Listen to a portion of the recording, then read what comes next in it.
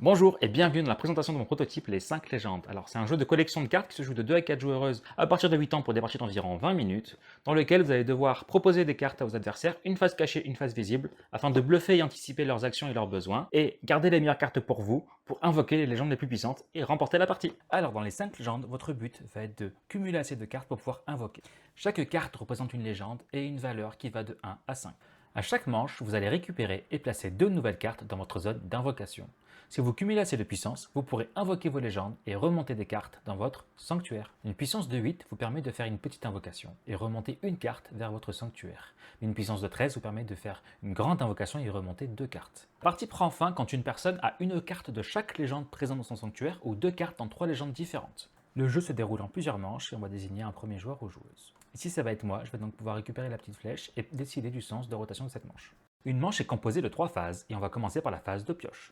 Donc à tour de rôle, on va tous et toutes piocher une carte dans 2 pioches différentes. Une fois que tout le monde a pu récupérer ces 2 cartes, on va passer à la phase d'échange. Elle se déroule en simultané. Je vais faire un décompte à l'issue duquel on pourra poser nos 2 cartes devant la personne qui se situe à notre gauche ou à notre droite en fonction du sens de la flèche.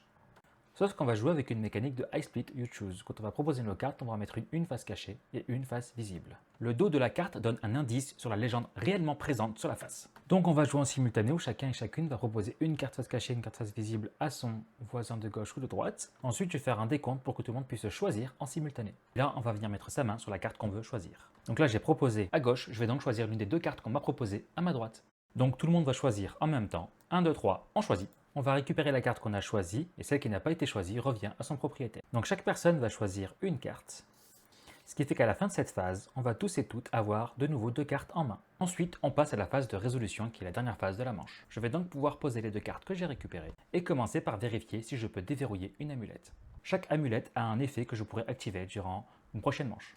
Ici par exemple, l'amulette sanglier me permettrait de piocher une 3e carte durant la phase de pioche que je pourrais ajouter à ma zone d'invocation. Ici, j'ai 3 cartes loup de type différents. Je peux donc déverrouiller mon amulette loup, mais il y a bien sûr d'autres manières de déverrouiller une amulette. Puis en vérifiant la puissance totale de chacune de mes légendes, je peux faire, si je le veux, des invocations. Tout le monde va faire sa phase de résolution à tour de rôle. Si personne n'a validé l'une des 2 conditions de fin de partie, on va pouvoir commencer une nouvelle manche. On fait passer le jeton guide à la prochaine personne dans le sens horaire et on recommence jusqu'à ce que une ou plusieurs personnes valident l'une des conditions de fin de partie. S'il y a des égalités, dans ce cas on révèle les cartes présentes dans les sanctuaires des personnes qui ont réussi et on compte la puissance cumulée de toutes les invocations. Bien sûr, la personne avec la puissance la plus élevée remporte la partie.